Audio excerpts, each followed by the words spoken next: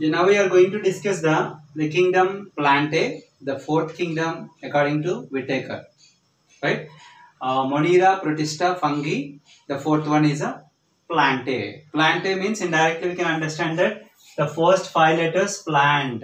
All plants comes under this group. See that the characteristic features of Plantae. Plantae includes all eukaryotic organisms. Eukaryotic means the cell which containing a prominent nucleus or a prominent nuclear membrane around the nuclear material. That comes under eukaryotes, right? It is a eukaryotic and chlorophyll containing organisms.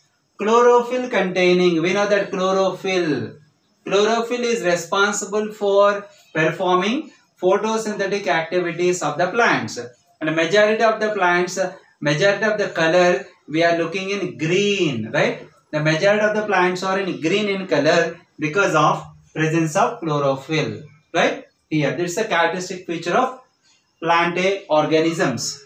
These are commonly called plants. These are commonly called plants because plants only majority they are containing chlorophyll and perform the photosynthesis, and we know that.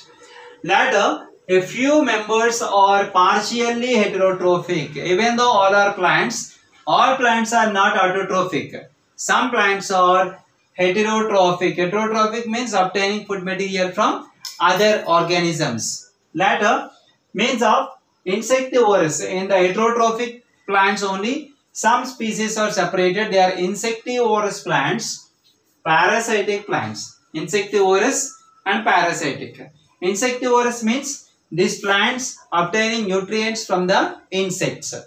Parasite means we know that parasitic means obtaining food material from other organisms like a host organisms, right? Here we can see some examples of insectivorous and parasitic plants.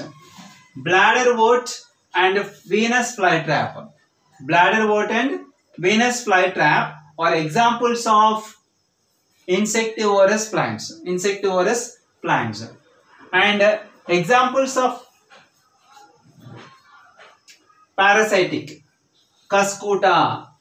Cuscuta, generally called as a dodder plant, belongs to morning glory.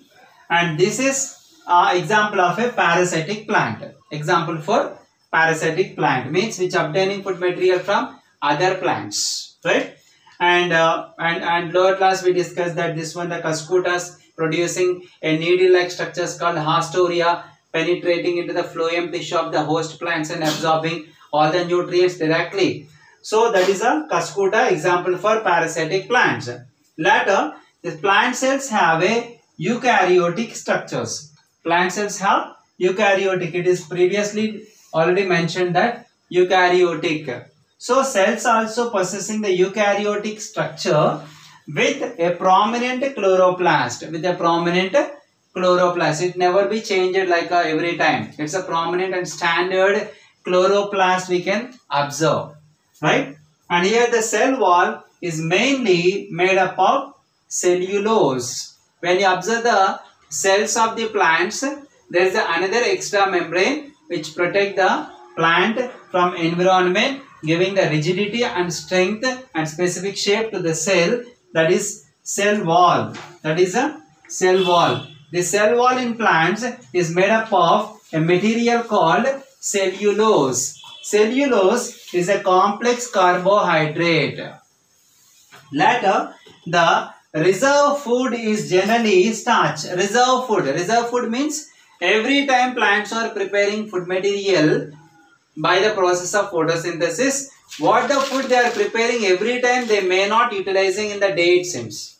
What the food in the entire day the plants are prepared, they may not utilizing in the day it seems. So how much they require, they utilizing the excess of food.